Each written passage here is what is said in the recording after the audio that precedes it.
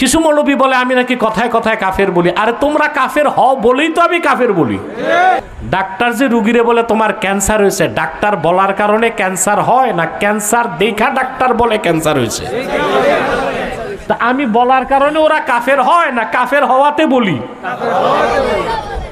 মাওলানা আশরাফ আলী থানভী রহমতুল্লাহ বলছেন, উলামায়ে কেরাম কিসি কো কাফের नहीं बनाते, কাফের বলতে হয়। সামান্য কিছু পয়সার বিনিময়ে কত বড় কুফরটা করছে। তুমি ইউনূস সাহেবকে নিয়ে এমন কথা বলবা কেন যেটা আমাদের অনুভূতিতে আঘাত দেয়? এই অধিকার তার আছে না? আমি ছাড়া বাংলাদেশে কোনো আলেম তাকে পাকড়াও করলো না, এটা আমার দুঃখ লাগলো।